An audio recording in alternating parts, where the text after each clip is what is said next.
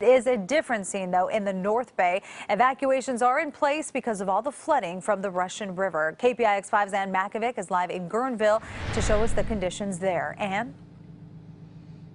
And we are under a flood warning here. Several downtown businesses at least partially underwater. And here's one of them right now, this Pee Wee Golf Course. It's off of River and Neely Road. Some of these plastic animals sitting in a dirty bath of river runoff. Most low-lying areas in Sonoma County are under some water today, and it is going to get worse before it gets better. The flood warning remains in effect, and the latest estimate is that the Russian River will crest at 37.6 feet later today.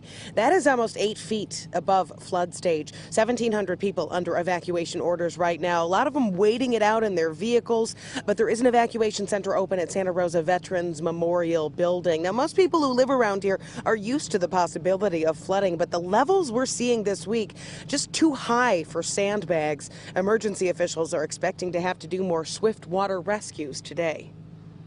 Turn around, don't drown, and we got to get that word out, but this could have been avoided.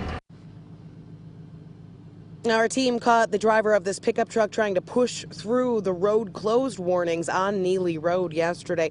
The truck stalled. Firefighters got the passengers onto rescue rafts and then brought them to shore. Now, the rain is letting up here for now, but it is going to take a long time for the floodwaters to recede.